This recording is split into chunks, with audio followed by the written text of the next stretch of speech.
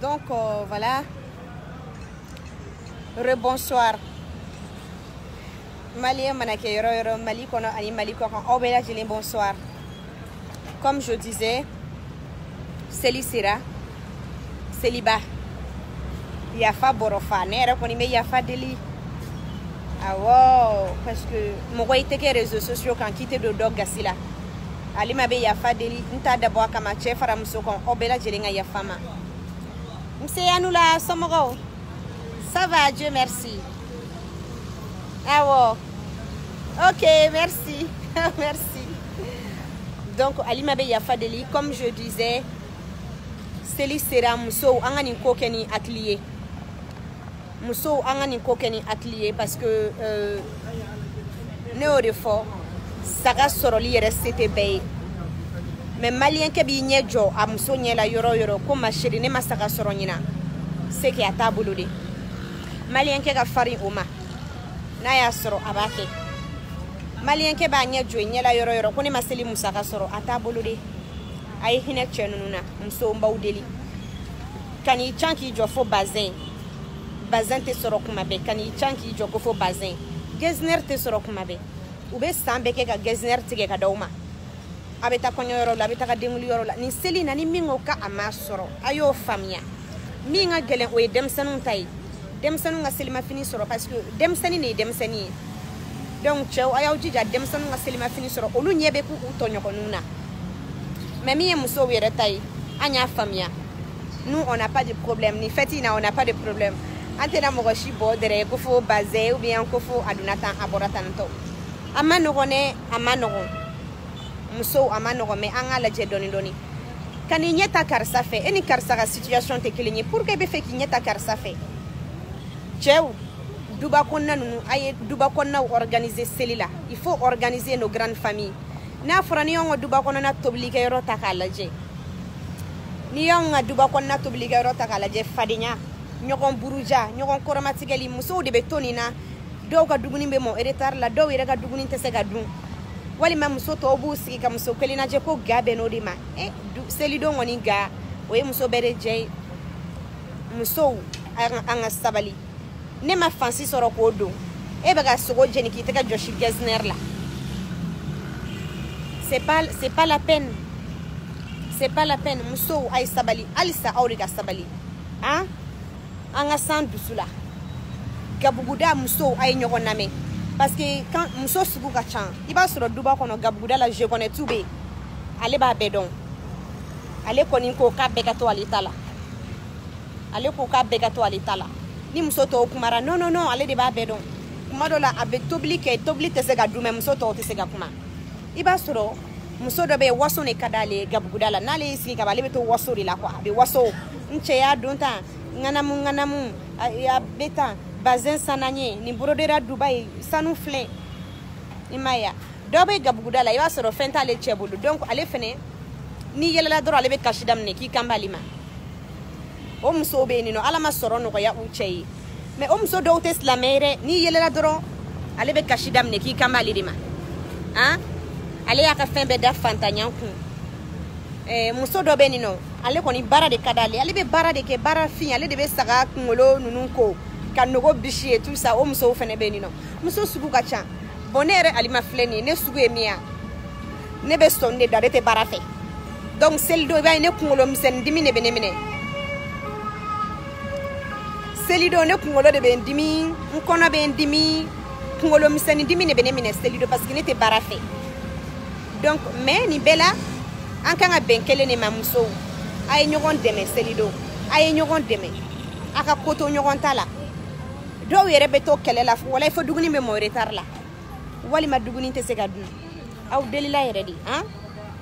Aka juru yoba chenu nunkana. Malien kebe wardi muso ma selido o selite. Malien kebe wardi ube bazon sanye. Ambe konyo uke, ambe dengulu ke, ni selina wakati na togo yade do, aye hinem palima ke ulamba udeli. Mi sebi odo iki che sutra ni bazin sebe ere ni be barala ko bazin sebi asan ki chere asan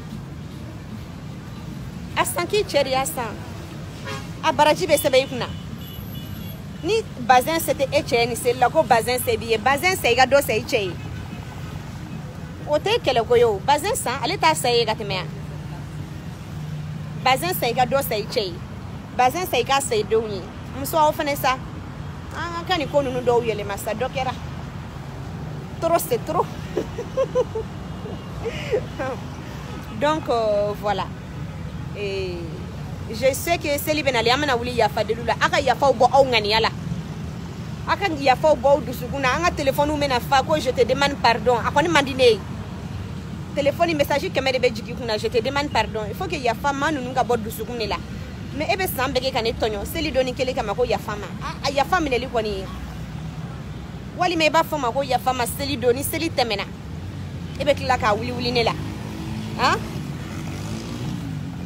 ya fay fendo ya kan abodu suguna donc anga ala ka famille ko nyumandi ambela jelema ala ka famille ko nyumandoma anga dobo ka anyeta nyogon fe anga dobo ka anyeta nyogon fe ama nogone hein mogoni fi igolote se yoromi niko ki ba samaka se ni no abi fara ne golote se yoromi ningo ko ba samaka se abi fara I che golote se yoromi kana abla ko jugula kani che bla ko jugula hein Audella era di Cheu ala cheu ayaw jow che ya joro la sa malien ke chiena malien ke jolita ni duba ko nauta kala je folo ni selip mbekeke saka songa kumbe fara nyogon ka di du denge folo de ma abetaka saka sanso ko be faka beba du mais bi cheu era de kanyana ka jow joro la beko ko musoni ndeu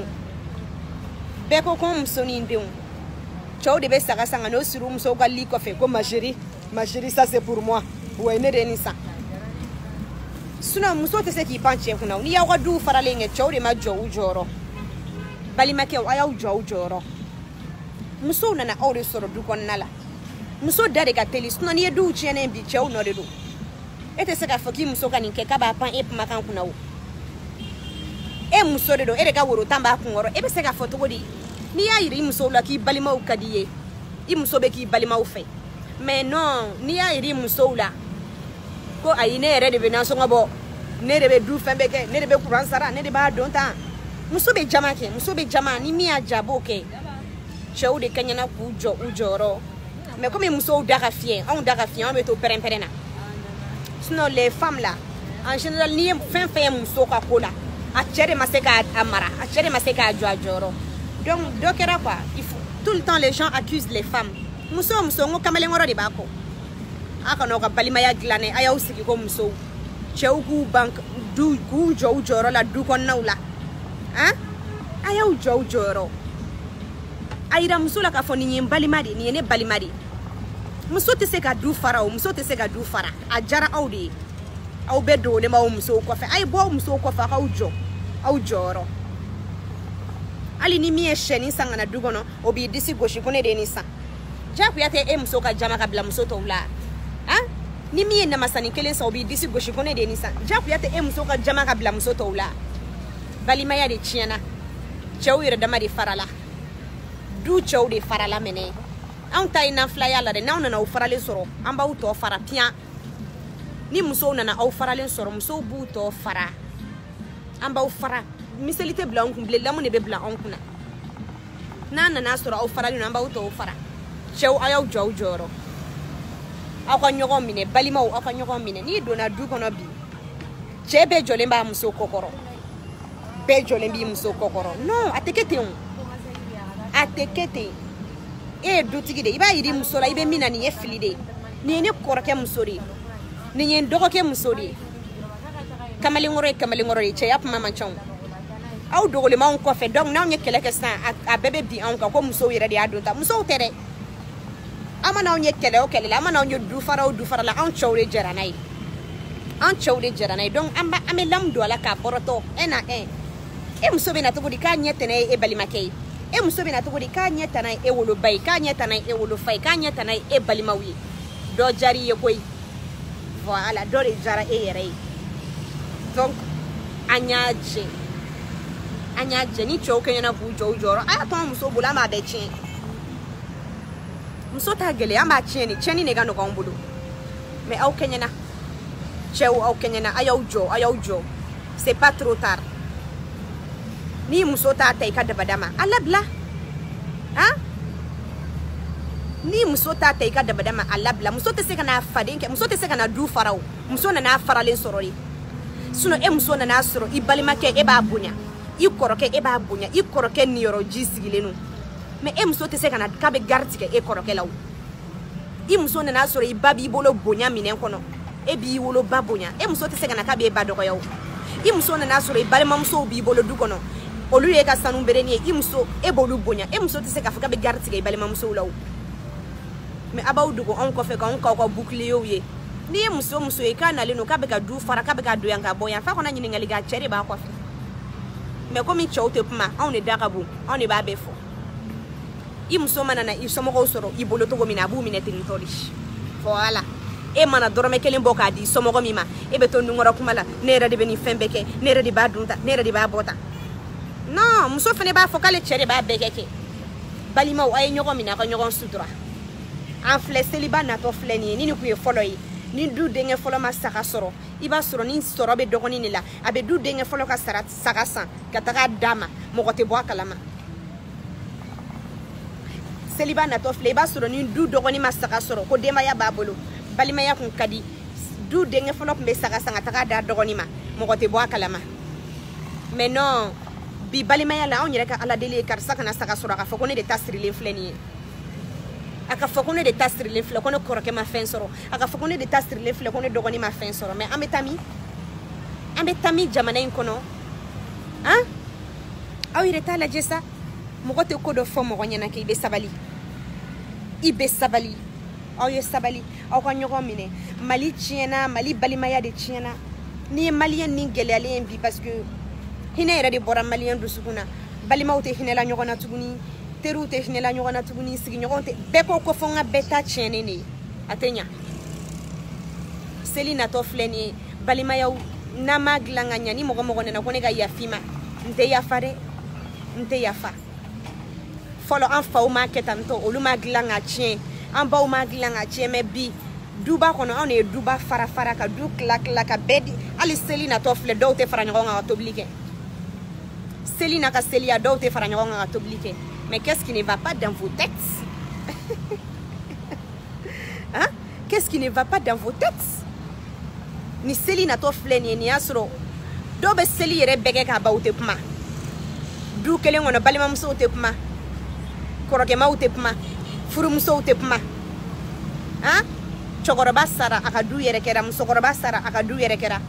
Mokote fendo fiebi siki bi miri. Balima ya la bete jega akli kelen soro.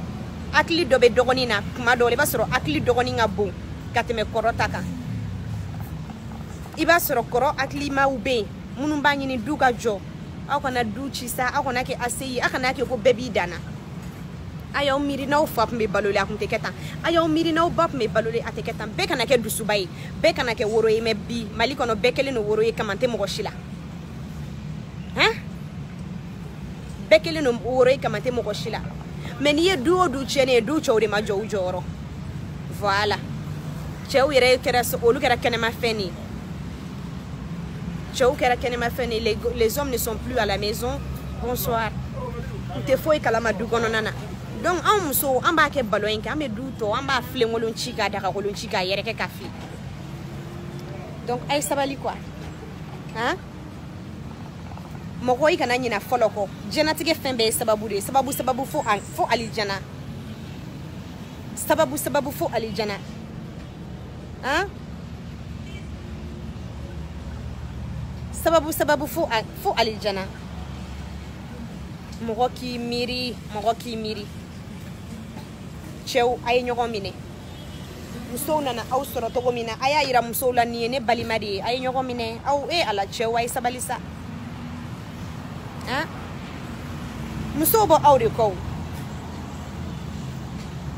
selina to fleni datgendala kanga bani sani seliche akona seli dondoro kono ka puma nyogon fe akona yafa nyogon masani seli donche akona seli kono ka puma nyogon fe akona nyogon mine ka soro selite akona nyogon akana seli kono ka soro ka foka be nyogon mine ni bebe la ben sani seli doniche ni bebe la ben sani seli donche hein mais avec les nyogon fara la nyogon neni nyogon buruja ni seli sera kanga yafa a yafa tika bɔ dusukolo la wa tika bɔ dusukuna a tika bɔ dusukuna hein kɛlɛ o kɛlɛ bɛ a bili kunna ni dɔ ma dɔ k'o dɔn a ye kɛlɛw bila a ka rankiniw bila a ka juguyaw bila an ka ɲɔgɔn minɛ jamana mago b'o la bi koyi jamana mago b'o la bi ko n bɛ jamana jɔ n bɛ jamana au fait joli bɛ daminɛ i ka du kɔnɔna de la i ka du kɔnɔna joli bɛ daminɛ ka na si ka sigida la i ka quartier i ka dugu fo kana jamana jɔ fo kana jamana jɔ a ye exemple ɲuman di an ka du kɔnɔnaw la a ye exemple ɲuman di an ka du kɔnɔnaw la duw bɛɛ fara-faralen no an b'aw deli yɛrɛ de an bolo b'an kɔ muso fara cɛ kan diɲɛnatigɛ yɛrɛ o ye ni dɔ ma dɔ dɔn dɔ k'o dɔn ni dɔ ma dɔ dɔn dɔ k'o dɔn bɛɛ ka n'i disi gosi bɛɛ ka n'i disi gosi bɛɛ ka n'i disi gosi ko ne tɛ foyi dilan diɲɛ kɔnɔ jamakulu jɛlen de bɛ bi fɔ ne tɛ foyi dilan han i da i k'i miiri bi ni mɔgɔ min bɛ datigɛndala la i k'a fɔ datigɛndala in ça sert à quoi suko ni dugusɛjɛ cɛ jɔn bɛ sa suko ni dugusɛjɛ cɛ ala bɛ fɛn bɛɛ renverser adamaden ka diɲɛnatigɛ la yɛlɛma ma sa yɛlɛma ma sa suko ni dugusɛjɛ cɛ yɛlɛmali ma sa n'i y'i miiri k'i bɛ sa i bɛ kow to yen n'i y'i miiri k'e bɛ sa ko ne bɛ bɔ yan sisan ko n bɛ taga n da k'a bɛ fɔ ko karisa sara i b'a fɔ n ye nin to yen ala kama n ye nin to yen ala n'a kira kama anw ko k'an ye silamɛ ye mais anw bɛɛ bɛ k'an disi gosi k'anw de bɛ se ko la a taga bɔ la sa Aïcha s'il te plaît a taga n'a ye côté dɔ in fɛ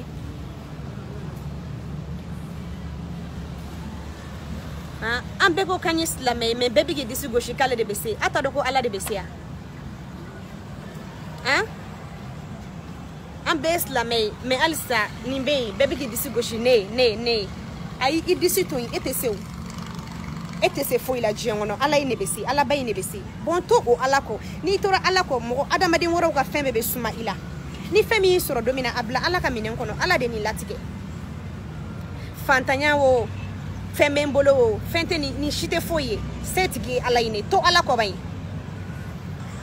to ala kɔ han mais ne ma foyi faamuya an ka silamɛya la bɛɛ bɛ seli bɛɛ bɛ sun an bɛ tile misiriw kɔnɔ mais bɛɛ ko ko n tɛ n ta to ala ma mais e m'a to ala ma n'a to jɔn ma a ye kow to ala ma ala ka kow kɛ ala ka kow latigɛ ala ka kow ɲɛnɛbɔ a ma dɛsɛ o ala ma dɛsɛ anw de peresera ala ma dɛsɛ anw de peresera donc nin kun ye ladilikan damadamani ye wulada in na k'o fɔ aw ɲɛna ka tila ka segin ka yafa deli aw fɛ ne de bɛ Facebook kan ne de bɛ bɛɛ tɔɔrɔ ne Alima de bɛ bɛɛ tɔɔrɔ parce que i tɛ se ka kɛ misi faga yɔrɔ ko joli tɛ s'i ma ne bɛ aw bɛɛ sɛgɛn b'aw bɛɛ souffrir n ka di minnu ye n man di minnu ye ala na kira ni ne yɛrɛ ye kɛlɛ kɛ ko n ka diya bɛɛ ye n bɛ don ala yɛrɛ gasi la parce que ale min ye bɛɛ da ale ma diya bɛɛ ye donc n ka di minnu ye n man di minnu ye aw bɛɛ ka yafa n ma aw bɛɛ ka yafa n ma kuma ma nɔgɔn dɛ kuma ma nɔgɔn mais à un moment donné il faut parler voilà donc aw ye yafa ala ka yafa an bɛɛ lajɛlen ma n bɛ bisu k'aw la wulada in na nin kun ye direct kunkurunin ye ala k'an sɔn sabali la aw bɛɛ samɛ voilà aw bisu